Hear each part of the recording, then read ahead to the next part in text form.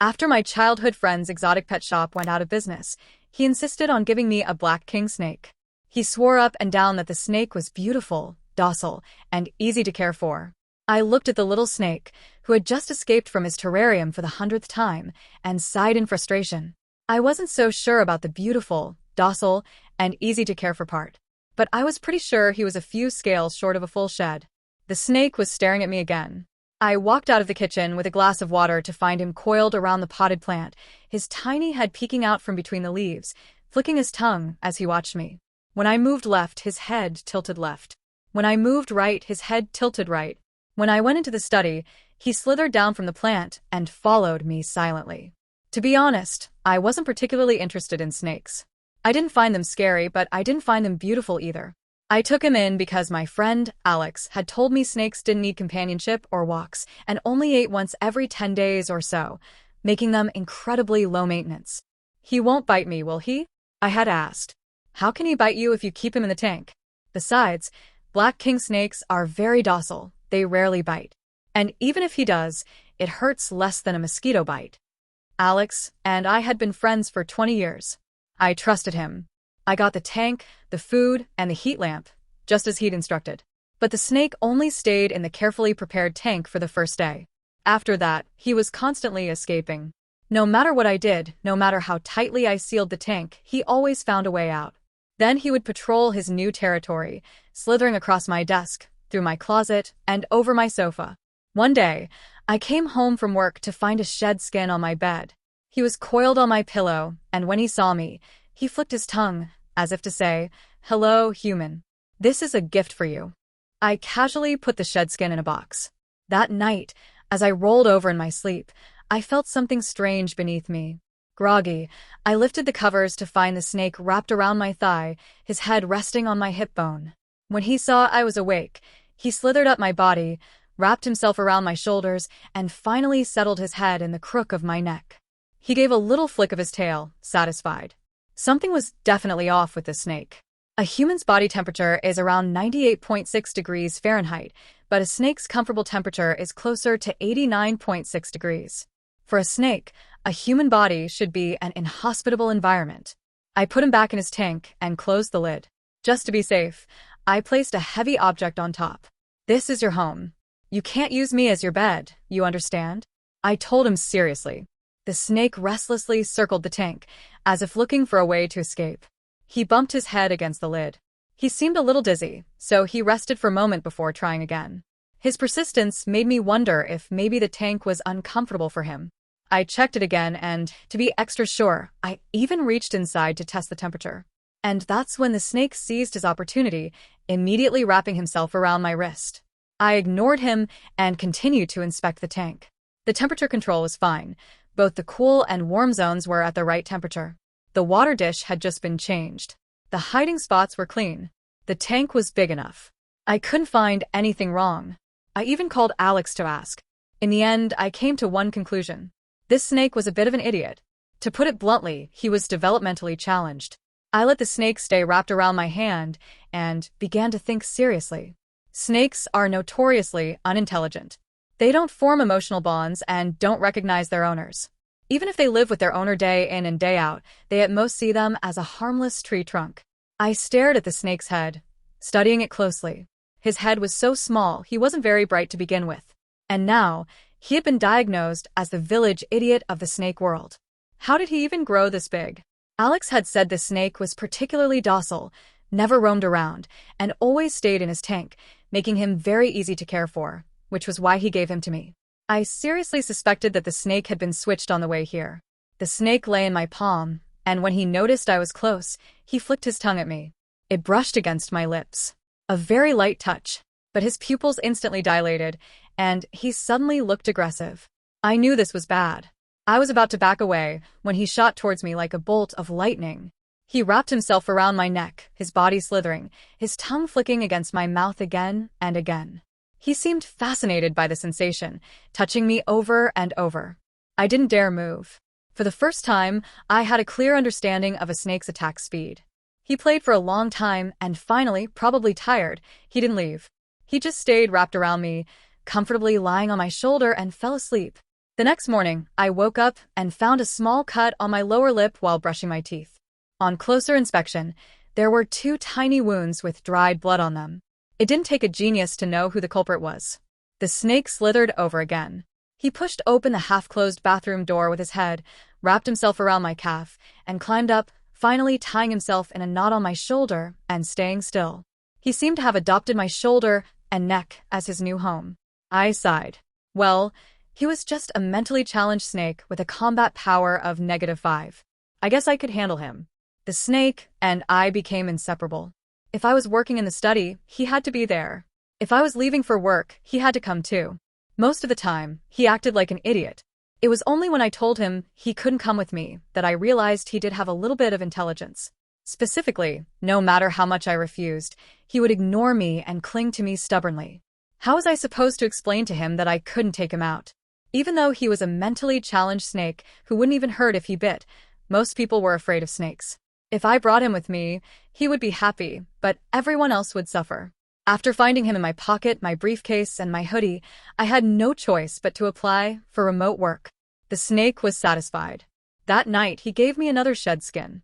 I put it in the same box as the other one and went into the bathroom with my pajamas. Amidst the sound of the shower, I leaned against the wall, my eyes slightly closed, making sure to wash every part of my body. I'd been single since breaking up with my boyfriend 2 years ago, but I never neglected myself. I loved to please myself in the shower. It made cleanup easier. A tingling sensation spread through my calf. I opened my eyes to find that the snake had somehow snuck in again. The only time he wasn't clinging to me was when I was showering. The water temperature was too high for him. Even an idiot knew to run when it got uncomfortable. "Get out of here before you get cooked," I said, not even bothering to rinse off. With my hands still slick, I tried to grab him and get him out. The snake refused. It was as if he was seeing my body for the first time, noticing how different it was from his. He coiled himself at the base of my thighs, his head raised, staring intently at the part of a woman that is uniquely hers. The next second he went inside. My life had never been this chaotic. I knew this snake wasn't the sharpest tool in the shed, but I never imagined he'd be foolish enough to try and explore everywhere. "Get out now." My tastes aren't that adventurous. I'm not into interspecies romance. I gritted my teeth, trying to pull him out. But he seemed addicted, wriggling deeper and deeper. I gasped, my body tensing up. It took every ounce of my strength, but I finally managed to pull him out and lock him in his tank. Of course, the tank couldn't hold him for long. But if I couldn't fight him, couldn't I at least run? I changed my clothes, booked a hotel, and fled my apartment without a second thought. That night, I had an unspeakable dream. In it, I was entwined with a massive, pitch-black python, a dizzying mix of icy cold and searing heat.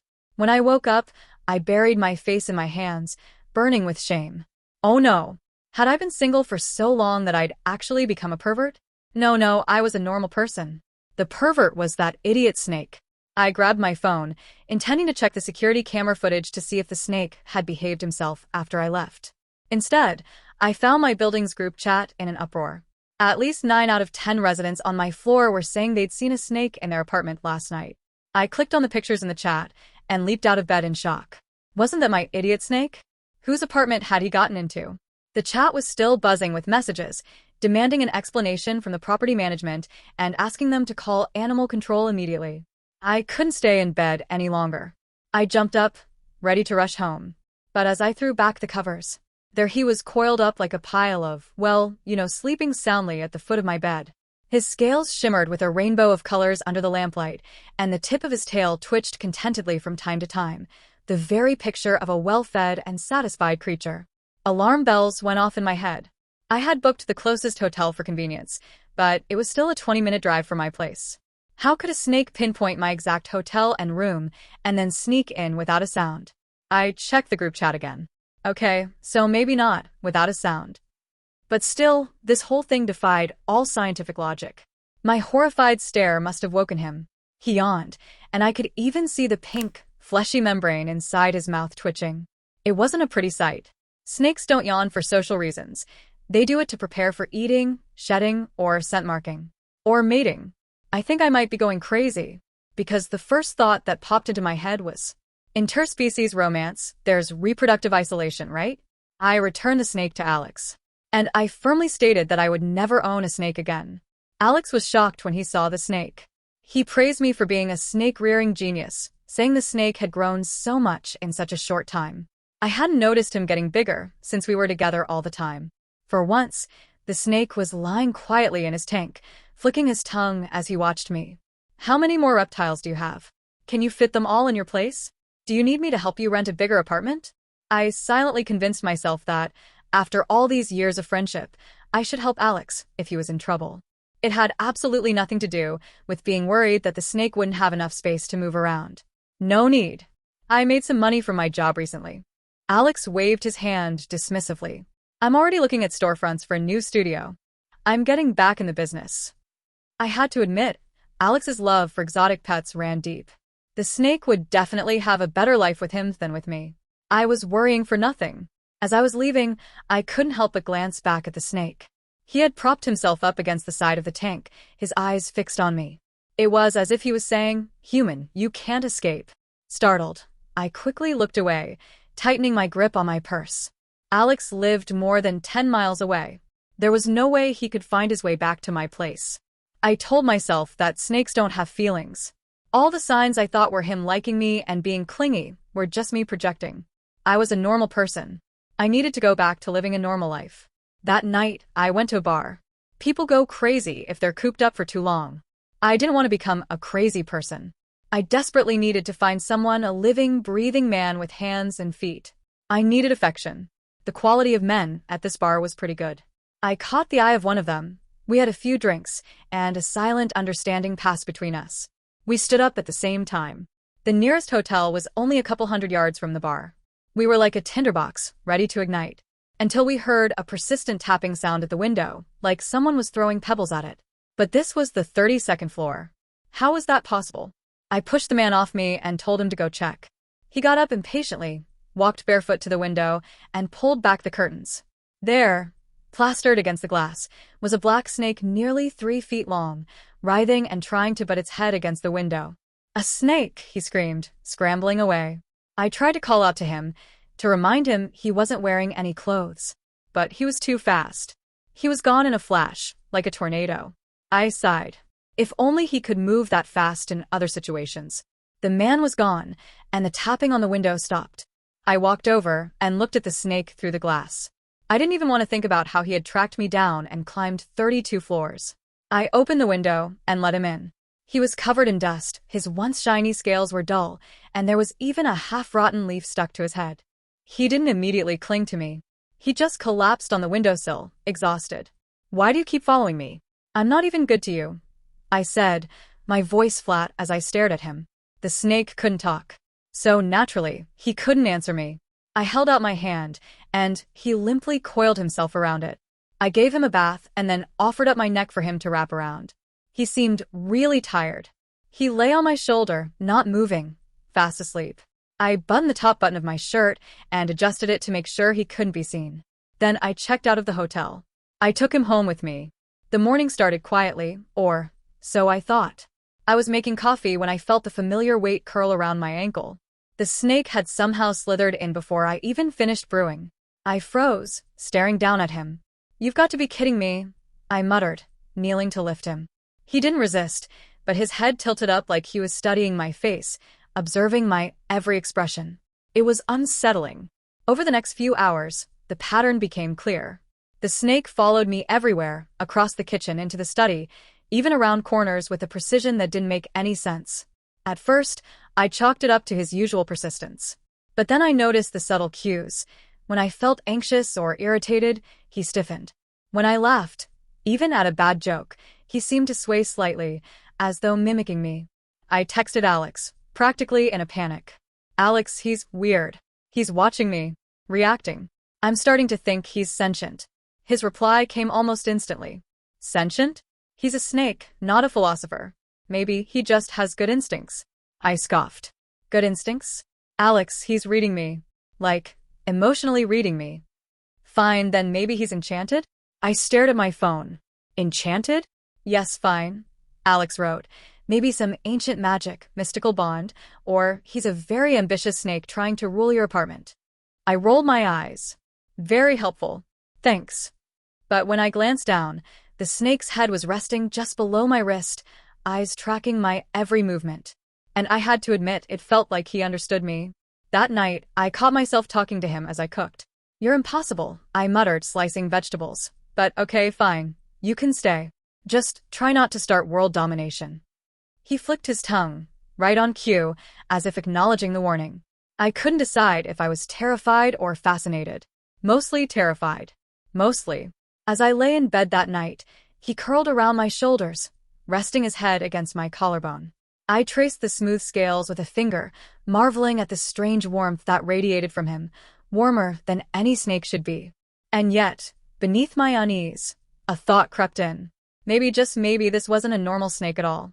I thought I had adjusted to the snake's peculiar habits, but apparently, I was wrong. It all started with the doorbell. I groaned, delivery person probably. I wasn't expecting anything important, but as I bent down to untangle the snake from my ankle, he shot forward like a living shadow, disappearing under the couch. Not now, I muttered, shoving him back gently. Please. I opened the door to a young delivery guy, his eyes immediately widening. Ma'am, is that? I followed his gaze. The snake's head peeked from under the couch, tongue flicking lazily in and out. Yes, that's my snake, I said flatly. Please don't panic. He's harmless. Harmless. Right. The delivery guy took a step back. He's huge. And he's staring at me. I pinched the bridge of my nose. Yes, he has a strong personality. Can I have the package, or are we going to negotiate this? The snake suddenly slid out from under the couch, coiling around my feet and then rising slightly as if to inspect the intruder more closely. The guy yelped and stumbled backward. Okay, no negotiation. I'm leaving. He dropped the package and bolted down the hall. I sighed, picking up the package.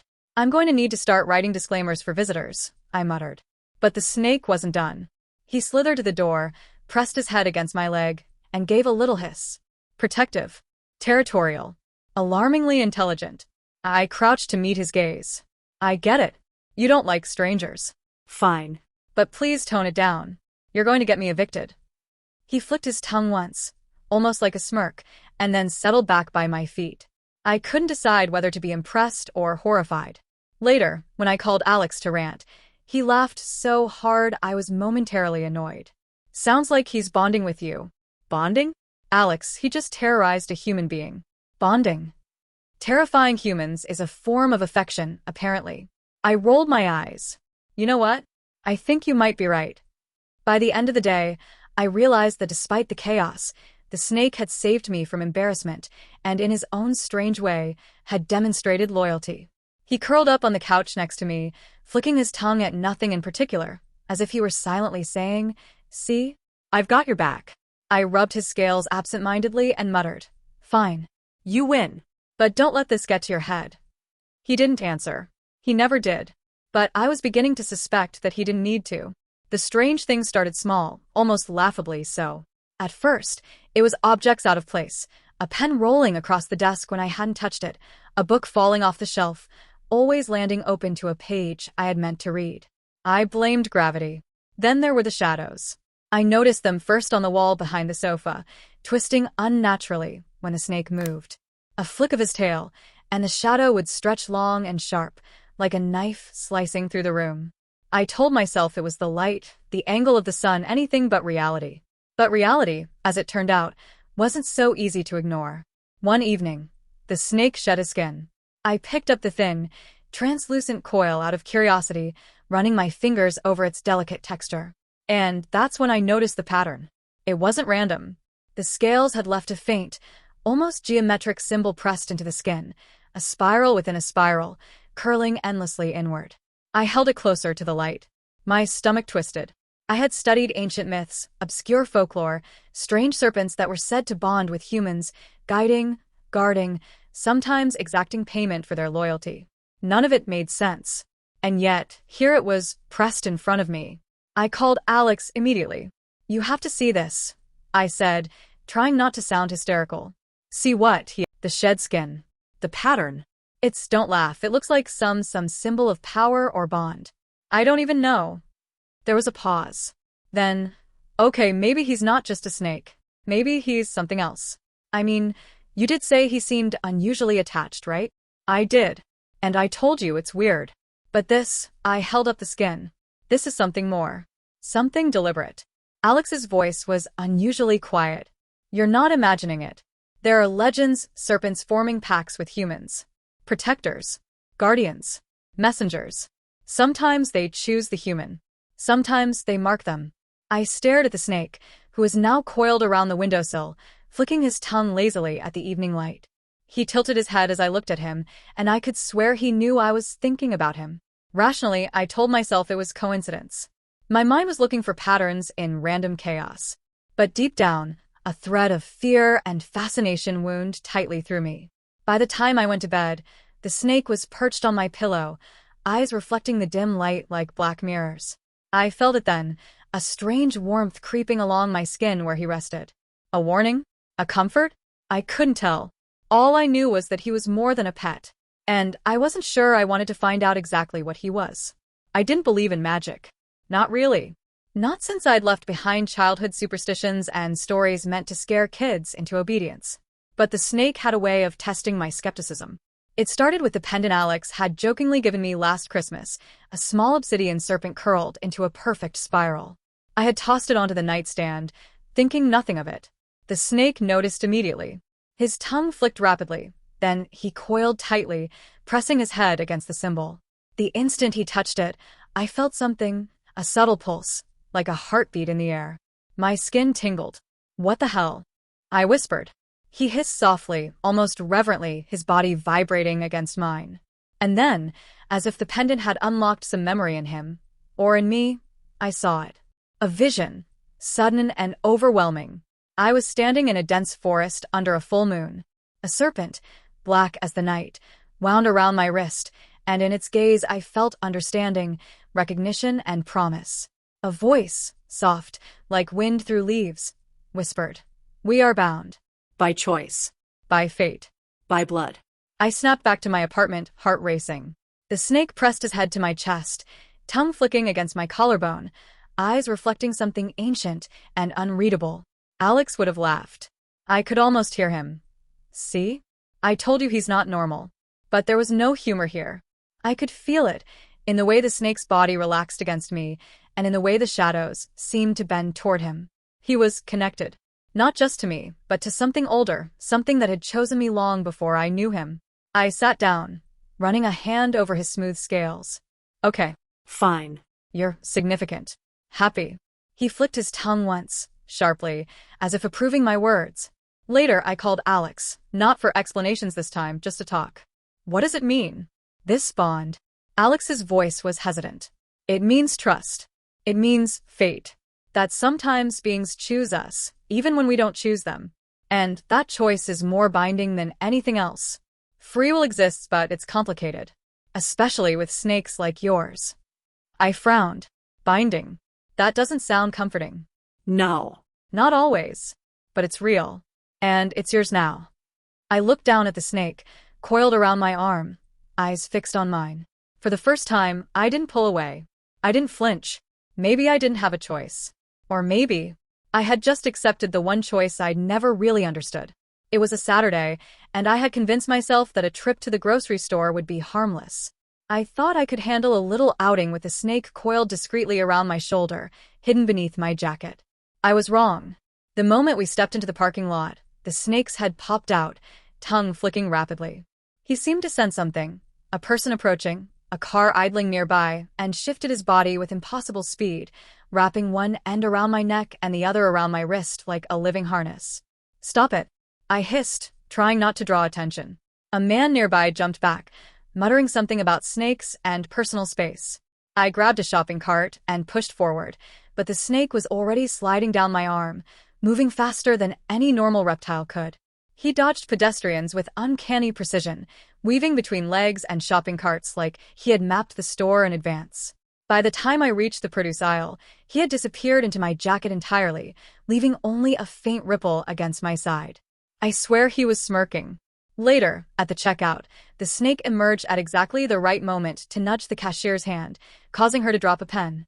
I bent down to help, trying to act casual, while the snake coiled neatly around my purse strap, eyes gleaming as if silently saying, "I've got this." I knew I needed advice. I called Alex. "You need to slow him down," I said, exasperated. He's becoming impossible in public. And I swear, he's aware of more than he should be." Alex chuckled. "Aware? Of course. He's not just a pet. He's ambitious. Do you remember what I said about guardians? He's testing boundaries, learning. Maybe he has a purpose beyond just being your companion." "Purpose," I repeated, staring down at him as he peeked out from under my jacket. "What? World domination?" "Maybe," Alex said dryly. "Or something stranger. Watch him closely. He's clever, but his agenda might not match yours." I hung up, glancing at the snake. He flicked his tongue and adjusted his coil, as if he understood exactly what I was thinking. And that was the unsettling part, he did. By the time we got home, I was both amused and terrified. He had navigated the store flawlessly, avoided detection, and even protected me in his own peculiar way. I patted his head. "Fine. You're impressive. But don't think this makes you the boss." He twitched his tail in agreement, or amusement. And I realized, as he curled up on the windowsill that evening, that this was only the beginning. The snake's abilities were growing, and with them, the realization that his agenda, whatever it might be, was going to challenge me in ways I couldn't yet imagine. The first sign of trouble was subtle. A shadow in the hallway that didn't match any of my furniture. A knock at the door that felt deliberate, measured, not random. I opened it to find a man in a tailored suit, briefcase in hand, eyes too sharp for comfort. "Good evening," he said smoothly. "I'm looking for a creature." I froze. "Creature?" I asked cautiously. "What kind of?" He ignored me, stepping inside with the confidence of someone who had already decided he belonged there. That was my first mistake. The snake shot out from under the sofa, hissing, tongue flicking rapidly. He wrapped himself around my arm and lunged at the man's ankle, not enough to bite, but enough to make him jump. "Whoa!" the man exclaimed, hopping back. Is that a snake?" "Yes," I said tightly, keeping my voice calm. "And you should leave before it becomes more than just a greeting." The man smiled, unnervingly calm. "I know what it is," he said. "And I know what it can do." The snake's eyes glimmered, tail flicking with irritation. He shifted closer, coiling protectively around my shoulders. I swallowed, realizing that my companion, my pet, was not just protective. He was assessing, calculating, ready to act. "You understand," the man continued, "that this isn't just a snake. It's rare, powerful, dangerous in ways most humans can't comprehend." I tightened my grip on the counter. "And you are? Call me the collector. But I'm also a student of its kind. I've been searching for creatures like this for decades. And now I've found one that belongs with me."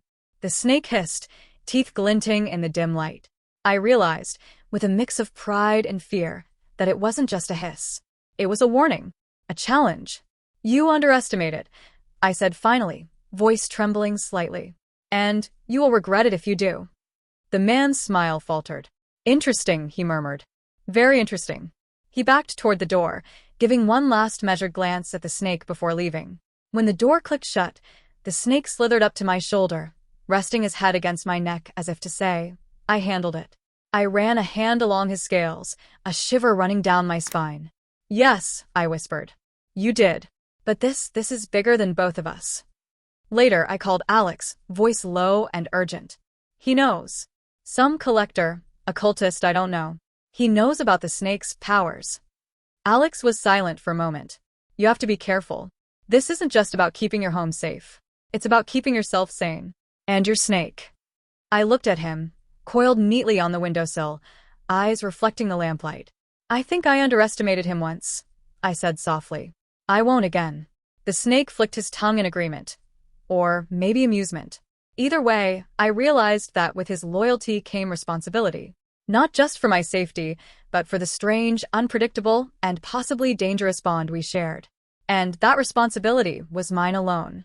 By the next morning, I had decided I couldn't sit idly by and hope the strange events would resolve themselves. If the snake had powers beyond comprehension, I needed to understand them, or at least figure out what the hell I was dealing with. I spread a pile of books across the coffee table. Ancient myths, folklore compendiums, and dusty tomes on serpents from every corner of the world. The snake, of course, was there, coiled lazily around the edge of the table, tongue flicking at the pages as if judging my selection. "Stop judging," I muttered. "I'm the human here, remember?" He flicked his tongue again. Judgment confirmed. Hours passed.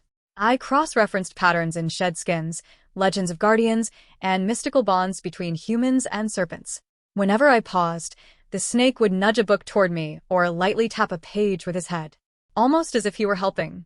Alex called mid-afternoon. "So, how's the research project going?" "Terrible," I admitted. He's helping too much. Or maybe he's hindering. I can't tell." "You mean the snake?" "Yes." He nudges books, flicks his tail, stares at me like I'm the one who's mentally challenged. I think he's making fun of me. Alex laughed. "Classic. He knows you're desperate. You're lucky he's on your side, mostly." Mostly. That word stuck with me. Later, I noticed something odd. Patterns in his shed skin matched symbols in one of the older manuscripts, a kind of script no one could read aloud. When I touched it, I felt a tug, a pulse of energy, faint but undeniable. The snake hissed softly, leaning against the page, eyes glinting with purpose. I realized then he wasn't just passive. He was guiding me, directing my attention, subtly insisting I notice certain things. I laughed nervously. "Okay, fine. You win." "You're smarter than I thought." "Now what?" He flicked his tongue. That was the closest he had to answering. And then, just as the sun dipped below the horizon, I found it. A note, impossibly folded and wedged between two heavy books. In perfect, flowing script, it read, "The bond is ancient. The guardian is chosen. Beware those who seek to claim it. One day, they will come for both." I froze, my hand hovering over the page. The snake coiled tighter around my arm, resting his head near my wrist, eyes locked on mine with unwavering focus. "Great," I whispered. "We've officially entered dangerous territory." "Fantastic." He flicked his tongue. I swear it was a smirk. And in that instant, I understood. Our journey was only beginning. I had thought I understood the snake. I had thought I could manage him. I was wrong. It started subtly. My morning coffee would be too strong or too weak, depending on how he flicked his tongue across my mug. My emails got organized in ways I didn't remember doing. One afternoon, I swore he had nudged my keys into the exact pocket I needed before leaving for work. I glared at him. "You're manipulating me," I said flatly. He just coiled, eyes gleaming, like he was enjoying the argument. I tried to resist. I set boundaries. No climbing on counters, no sneaking into my bed, no interfering with my life. But it didn't work. The snake had opinions, and he expressed them in ways I could neither ignore nor rationalize. One night, while I was scrolling through my phone, he nudged it off the table, landing perfectly on the floor. The message that had been bothering me, the one I hadn't wanted to send, was gone. Deleted. I stared at him. "Are you trying to help me? Or are you just messing with me?" He flicked his tongue once, almost like a shrug. By the end of the week, I was starting to see the pattern. Every nudge, every subtle intervention, every flash of behavior wasn't random. He was guiding me, manipulating me, perhaps, but with purpose. I called Alex. "I think he's strategic. He's shaping my life. And I don't know if I like it, or if I should fight it." Alex's laugh echoed down the line. "You're realizing what I've been hinting at all along. He's not a pet. He's something else. You can resist him, sure. But he's persistent. And he's smart. And let's face it, you're kind of letting him." I frowned. I don't know if it's letting him or realizing I have no choice. "Maybe both," Alex said. "And one day you'll understand why it matters. Why he matters. And when that day comes, you'll have to decide if you'll fully embrace it or step away." I hung up, watching the snake curl into a perfect spiral on my shoulder, eyes tracking me with unsettling awareness. I laughed nervously. "I can't decide if you're a guardian or a puppet master." He flicked his tongue, satisfied or amused. And I realized, as I rubbed the smooth scales along his back, that our bond was no longer simple. It was no longer about companionship. It was about guidance, influence, and perhaps something far older and larger than either of us. The thought sent a shiver down my spine. Our story was far from over, and I wasn't sure if I would ever fully control the direction it took.